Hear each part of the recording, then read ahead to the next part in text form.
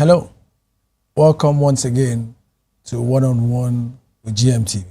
My name is Dr. Gabi Okonji, and I'm excited to be here on this show. I hope you are, because today we're going to be having another wonderful guest speak to us. And remember, everybody that has been on this set is a marketplace apostle. And that's the concept of reaching the seven mountains of society. And right here in the house is no other person than one of the members of the Abia State Civil Service Commission. And he is, by training, an estate surveyor and valuer. His name is Dr. Iroy Oji. Welcome to the show, sir. Thank you very much. It's a pleasure to have this honorable member and an estate surveyor. So I guess by the end of the show, you help us to survey a lot of our properties and maybe give us one. Interesting. It's good to have you. Thank you very much. It's good to be here. And as a marketplace apostle, I know there'll be a lot you have to offer us. But before we get on, may we know you? Okay, just like you said, my name's Dr. Iroy Oji. I'm an estate surveyor and valuer, so we go by ESV Dr. Iroy Oji. And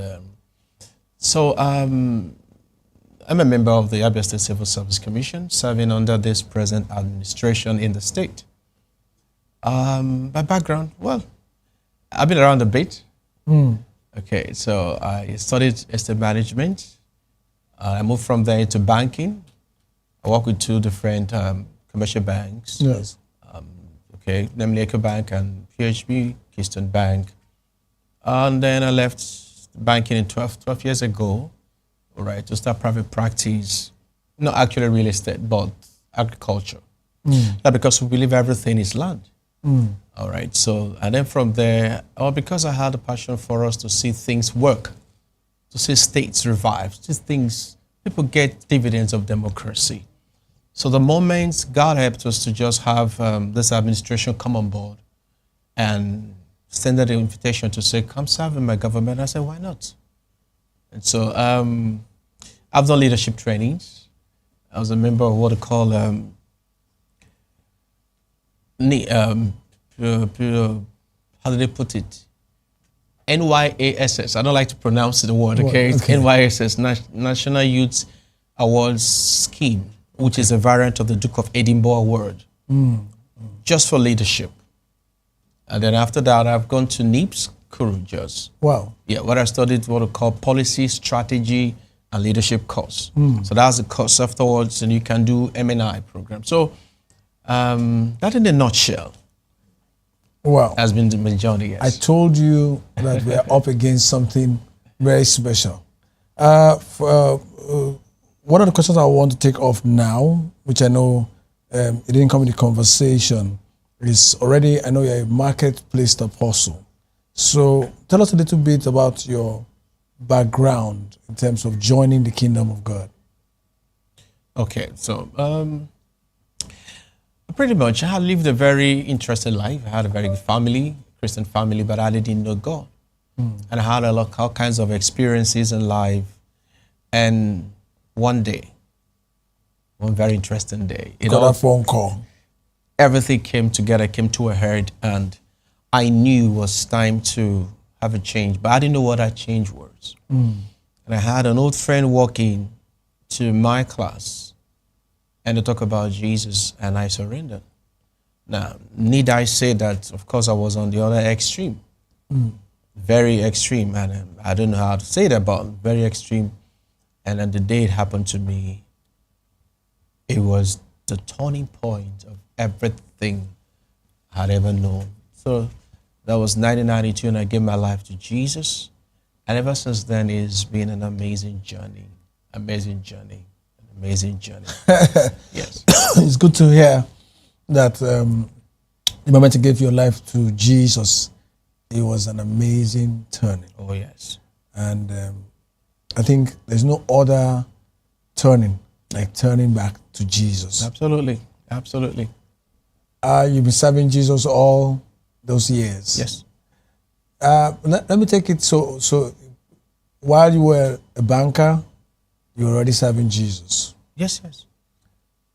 Now, how do you survive seeing a lot of money without being greedy? How do you survive being a Christian and serving Jesus and then looking at money? I don't want to say serving money as well. How are you able to separate it? How are you able to conquer it? Because I've seen many people who go into, they get to this mountain of finance, put that word, and they get carried away by the profitability that the world has to offer, and they stray away into it, and they never find the focus to, turn off or turn back. What was that thing that kept you staying focused till you had to now shift?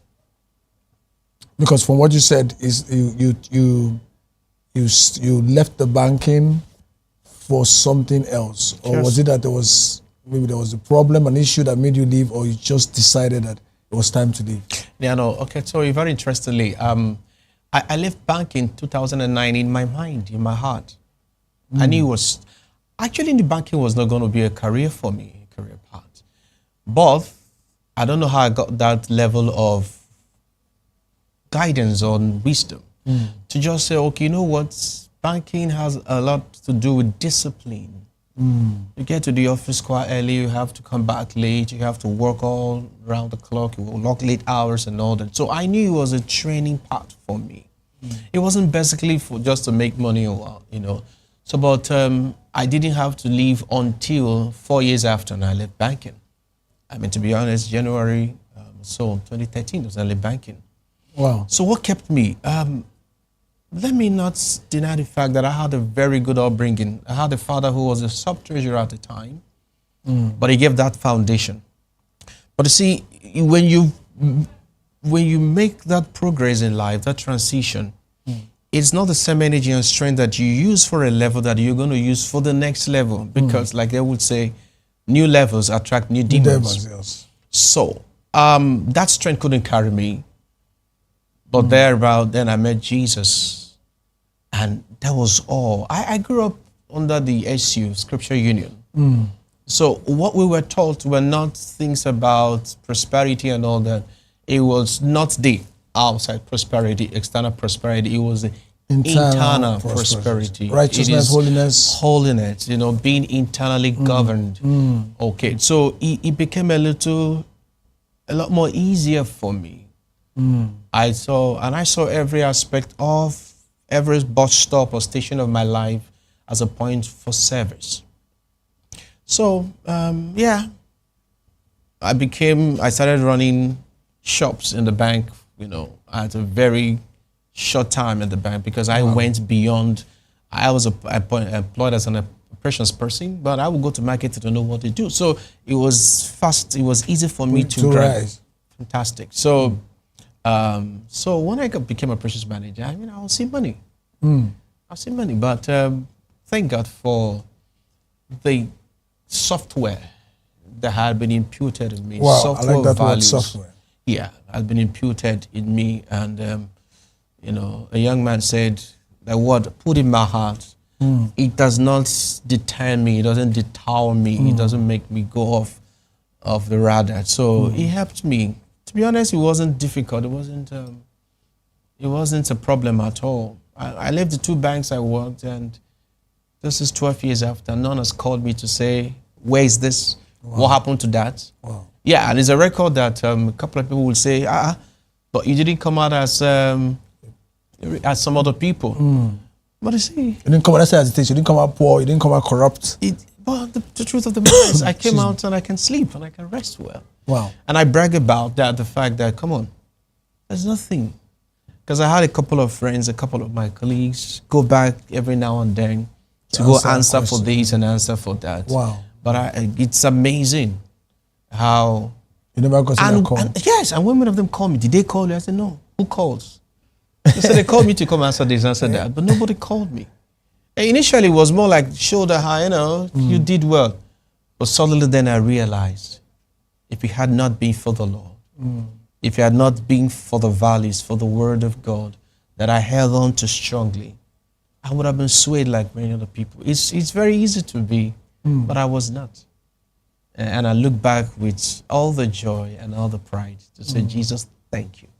So that's it. We're going to come to, you being appointed or getting an appointment in, like you said, Yes. in the current leadership of Yes. Abia State. Yeah. But before then, let me get your perspective on the marketplace ministry. Okay. What you can tell the viewer about the marketplace ministry, especially in the mountain of business. Anyway, you see, marketplace is very simple. People hear marketplace, they just think it's one Balogun market, a Ladipo market. Okay. So the marketplace is, because we define market as any spot, any point where transactions hold, right? So that place that's called a marketplace is any other point where you transact that pretty much that is outside the four walls of the church. So I'm in the office as a government appointee. I'm in the office, in my own office, private business, marketplace. I'm on the street doing anything, it's marketplace. I'm walking around to just talk, it's marketplace. Everywhere, so to speak, outside the four walls of the church is marketplace. Now, the language is different. But what I understand is young person, some people find it difficult as a confusion. How do I do it? How do I get this done? How do I? Because they have a problem with, and my pastor taught one time and he said very simply, you are not supposed to isolate from it. It's rather insulated. Jesus said, he said, you are in the world, but hey, you're not of the world. Well, yes. Your language is not the same as theirs. Your character is not the same as theirs. Your dispositions not the same as the world system. Yes. So that's where you single yourself out. And I have a couple of times people walk up to me, even on the campaign ground, they ask me, excuse me, are you a pastor? And I'm like, I don't understand. Is there something on my face? That says you're a pastor. So I think, number one, what you have on the inside will always exude outside. Yes. If you have the aura of corruption, the aura of sin, the aura of anything, young person, my brother, my sister out there, it will come out. The reason why you attract the wrong sense of people, probably the software on the inside is wrong. It's a corrupt. bit wrong to be corrupt. That's why it attracts it. So, but if you have the right ones, right values, yes, it comes. So marketplace is a place where your heart, your language, your disposition, your mindset, everything portrays the values of the kingdom. This marketplace. To be honest with you, you don't even need to say Jesus in the marketplace. By the time you express and display values, the right values, the people will corner you and say, there's something different about you. And they ask you, how? You know, in the Bible, they say to him, say, show us your God. And then you have all the time to now tell them, the God that molded you the way you are. Well, that's very interesting because, like you said, even in the Bible, the entire story of Esther, yes, they don't encapsulate anything about, calling Jesus or, exactly. Just, it didn't cover that. Just her trend, her character, and a lot of things with revelation got her to where she is. Yeah. So you've actually done a good job to also relieve that by telling us that it's what's on the inside. As a marketplace apostle, once again, you talked about righteousness, and yes, righteousness is very critical, correct, to the kingdom. Somebody can say, oh, okay, maybe he's fortunate, he had a good background, maybe he's fortunate, he's all things went well for him, so he was not tempted, or he didn't, he didn't fall in any kind of sin, or he just had it rosy all through. Now, to those of us who have a totally different experience, a dramatic experience of coming to Christ, maybe, after a lot of wrongdoings and all of this, and we find it difficult to say, you know what, to remain in the marketplace, you have to be like them, where they say, if you cannot beat them, join them. What would be your advice to anyone who finds himself in a place where he or she feels, you know what, this marketplace ministry, I cannot come with righteousness, I cannot come with the right values, I cannot have the right character. Maybe I can manage to just keep the moral values okay, but what about the values of the kingdom? You know, what kind of advice would you give to stay on till it turns out right? Okay, I'm just trying to find the best way to answer, but let me put it straight. I didn't have it very easy growing up. Like I said to you, I was on the other extreme. Other extreme. For the day I gave my life to Christ, Other extreme. Sorry, that other extreme. We're going to put it down. We're going to put it on check. You come and explain that to us. I hope you don't ask me to. But you see, but it's very simple to see. You see, what I've discovered my journey. Okay, so I've gone somehow a bit around the country and a bit around the world, a bit to understand that. I've come to realize that though this world we live in sincerely yearn for right values. Everybody comes out and talks anyhow, behaves anyhow, but I can tell you sincerely that every touch point, every area that I have seen, they desire right and quality people. Telling you, I agree. Could I agree less? One of the ways as a young person that you want to be able to see, don't struggle to want to enforce Jesus in a place. No. One of the ways to introduce Jesus is competence. I mean, everybody can argue with anything. Carry your color, your voice, your tall, your shape, whatever. But nobody argues with competence. If you're competent, in fact, it makes a lot of sense. Let me tell you, one of the best ways to introduce God or Jesus in an environment is to be very good at what you do. Wow. Do you know what the people would say? No wonder. No wonder. So it's, I found it rough, but it was, by the time I gave my life to Christ, of course, I had all kinds of, some people came to me and said to me, you cannot, where are you going to? Who do you want to live here? Who do you want to leave behind? You know, so it was a lot about, in fact, I got framed. I got, serious? Yes, accused of all kinds of things just to draw me back. Someone would tell me, I'm going to accuse you, and you know, will believe it, and all that. And at all those times, I will run back to God. And I say, I know nothing, Lord. Wow. Help me. Wow. I can remember many years ago in this Lagos, I lived in the Foshi Street, Orilowo Estate, Ejibo. Ejibo. Yes. And that day I cried to God. I said, Lord, I cannot get back into this thing. I've walked and I've walked.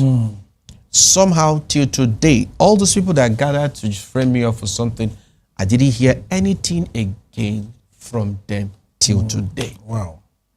So at every point, God will send help. At every point, God will send help. But you see, it starts with what? The decision to say, I'll follow you to the end. So what am I telling you, young person? We've all been there. The Bible says, you have not yet struggled with all those things. Don't give up. Finish strong. Wow. The world is looking for good people, people with right values. Wow. Thank you, Dr. Roy. You know, it's been wonderful to, hear you. And like you said, don't struggle to introduce Jesus. Wow. But struggle to introduce your values, to introduce who you are. Okay, right now we are going on a break. When we come back, we have a lot to discuss with Dr. Iroy. Thank you. And don't go away.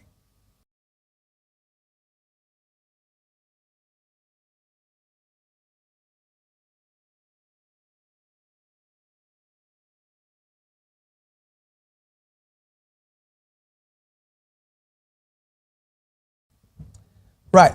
Welcome back to One-on-One with Gmtv. And again, my name is Dr. Gabi Okonji, and we'll be having an excellent time with Dr. Iroy Oji, a member of the Abia State Civil Service Commission. And he's been filling us with his journey thus far. And there was one part where he said he has been to two extremes and one extreme. So I said, when we come back from the break, we'll start from there. But let me just allow him pass. As you follow, we'll let that come out much later. But right now, Dr. Iroy, let's go straight to where you are right now, in life. This phase is another phase where the marketplace ministry is taking you to another sphere, because you moved from the spheres of business, and now you're entering into the sphere of governance and politics. So you are now under appointment by the executive governor of Abia State. So the first question I want to ask, which I already kind of know the answer because of the value systems that you portray. But however, there is a place for grace and there's a place for time and chance. For the viewer who is trying to follow this line of thought or rebuilding character, rebuilding values, what kind of disposition in terms of contacts did you have to get the executive governor to request for your service under his government? Okay, thank you very much. Let me just paint it a little bit like this. Growing up, I had actually always wanted to do things that would help humanity. I remember many of the times I would look at myself, I'm like, I am not wired to keep things. I'm wired to be a channel to just, and that only gave me joy. So fast forward to a couple of years afterwards, after I left banking, I kept having this call to just go and serve. Now I looked back, what do I do? Where do I start? What do I give myself to? And I realized that I was born in Umuahia, the capital of Abia State. It wasn't the capital at the time. I went to school in Umuahia, primary school, secondary school, and then my university too. Apart from my master's and all the other things I've done with myself, all was in Abia State. So knowing Abia at the time was regarded as the second neatest town behind Kaduna many years ago. Wow. So, and I come back now and I'm seeing the place in a mess. I'm seeing people are old. I'm seeing people sullen. People are discouraged, despondent. People are dying. It didn't make any sense. I got a couple of my friends my friend was Dr. Macaulay. He used to be here too a couple of times. He lives in Canada. And we wanted to do, health and education. So I had some people come from Canada to just want to come and do a program, even health and education. Then I got to Maryland in the US, and even the governor wanted to come and do agriculture to help the people. Yes. So, but they now said to me, they said they weren't going to come except and only if they had someone amongst my circle in government that could decide, because they had tried a couple of times and they did not get a positive vibe. In fact, I'm not going to say some things they said. It was very discouraging. So they said they weren't going to come. So I said to myself, okay, that's fine. It's good to serve the people. So I started a foundation to do things. It wasn't working. It wasn't getting that traction, so to speak. And I'm going to say here too that I got myself involved and I tried to run for the federal house. Wow. Oh, yes, I did. And I gave it a shot, 2022. The campaigns went well and all that. So I guess it was that also created some form of buzz and awareness. And a couple of people believed in that project. Did it see the light of day? Finally, no, it didn't. But it was the process that His Excellency Dr. Alex Chioma OTOFR, so we talked a bit. A couple of things we discussed. We realized we had the same kind of understanding and vision. And I joined him. I joined the pursuit. I joined the campaigns as a member of the State Executive Campaign Council. And then we worked real hard. And as God will have it, after 3 attempts, he got the ticket, he got the mandate to serve Abia State. And I remember one of the things he said to me straight. He looked me in the eyes and said to me, Iroy, tell me, why won't I serve? Look at this, look at that, look at that, look at that. I wouldn't want to be here if not to give back to the people. And I made him a promise. I'm going to join this. and let's see how far he's going to go. Wow. Suddenly, 6 months after, a couple of people are calling from everywhere. What's going on here? What's this man doing? And I looked back and I realized it was all about value system. Value system. Value system. Value system. You see, the Bible says when the righteous is on the throne, the people rejoice. Come to Abia State. Abia State, God's own state. Yes. God's own state. God's own state. Absolutely. So now that it's God's own state, can we know what is happening in that kingdom if everything is fine? I cannot hear a lot of things like power restore, like Aba is 24 hours light. I'm yet to come and confirm that, but I've heard a lot of good news. The road is construction and all of that. In your capacity as a member of the Abia State Civil Service Commission, yes. I believe one of the functionalities of the commission is to look at the affairs of civil servants and all of that. Yes. So what's been like? It's been an interesting journey. So we had, coming on board the administration, we had a civil service that was laid back. Okay, their spirit was broken. People that didn't believe they mattered, that they were worth anything, really. Of course, some were old, some, and all that. It was just in a very, the Bible says, in Genesis, it says, and the earth was without form and void. And so what His Excellency did in His wisdom was to declare. All right. First of all, He declared and said, let there be light. So the 24 hours, yes. Now, it's not all over above now, but light has improved. But some areas that is pretty much almost 24 hours, yes. And then even overflowing to neighboring cities like Umuahia and all that. Yeah, so, there's a lot of improvement. Now, the interesting thing is that he's not in a hurry. He's a man that came prepared.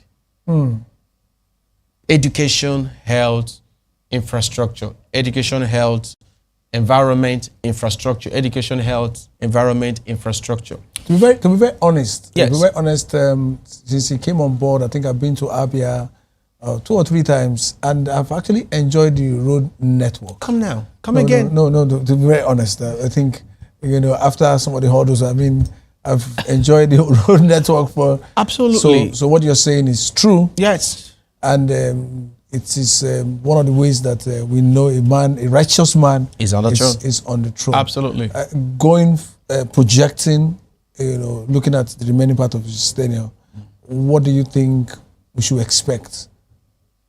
We just commissioned 46-point-something kilometers road that was abandoned for a while, and a couple of other roads. Now, as I speak to you, the whole state is a construction site. Wow. Work is going. A few days ago, the former president, Olusegun Obasanjo, GCFR, he was there in the States to commission the road, and he marveled. The other day, he hosted the 80s class of Uniport, and His Excellency, former President Goodluck Ebele Jonathan, he said, hey, every governors go to Abia and see how governance should be. Now, that's where I said things about competence. OT does not need to, His Excellency doesn't need to tell you about God or anything. Now, the question that people are asking is, this guy is too much. Then I start asking, how? Then I start digging into his background. Then I say his father was a pastor. Oh, he's a Christian. Oh, he loves God. Oh, he cares about this. Oh, his values. Oh, he's that. He didn't need to come and say, I have values. I got values. I got Jesus. No. So now it's easy for us to preach Jesus because there is something to show. Dominion City stands for raising leaders that transform society. I was going to go into that to say, okay, now if we set you now, what kind of values? Where's the platform?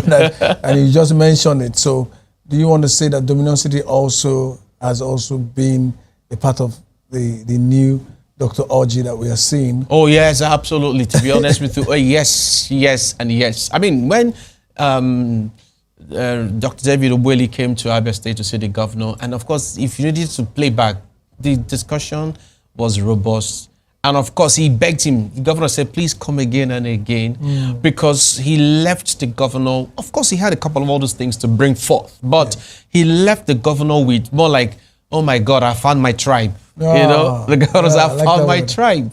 So it's all the same values. The same values has brought it. I mean, I'm everything the making of God through the teachings and the mentorship and the modeling of Dr. David Obueli when it comes to values, to righteousness. And trust me, if you come to Abia now, once you enter, past the next boundary of the next state and just come in, you will breathe justice. You breathe righteousness. You breathe righteousness. The foundation of God's kingdom. I think that's a good place to hold it and say you breathe justice and you breathe righteousness. So in case you're looking for where to breathe righteousness, you would have been breathing in Abia State. Absolutely. According to Dr. Orji, is the place to be. One final thought for your viewer and, just a word of encouragement for those who are also looking up to how God will change their own lot and change their state and maybe change their leadership to have this. What's your word to us? It's possible. It's doable. But you can't do it on your own. For by strength shall no man prevail. Except the Lord help you. I know you want to build. But it said, they that build without the Lord build in vain. You want to watch without the Lord? If you watch, you stay up nights, all in vain. But with the arm of the Lord sustaining and strengthening you, it is possible. I wouldn't have said this some years. It would have been more of academic. But now I can tell you really, this is just not up to 2 years. Wow. Next month, 29th of next month, we'll make this administration in Abia State exactly 2 years. And we'll have 2 more years to go. And the entire state can say joy. Things are happening left, right, and center. So it's possible. Stay on with it. Hold on to God. Stand with Him. The values, competence, and God will do it for you as well. Wow. It is possible. It is doable. Correct. But all of this is with God. That's a good place to drop it. And to become your way next time, I want to first appreciate Dr. Orji for his time here, his valuable time here. And I also want to appreciate you for staying behind the set and following through. But all that you've heard is for you to put into practice. By the time we come next time, I believe you will also be saying it is possible, it is doable, because now you've engaged God in all of it. God bless you and goodbye. Thank you.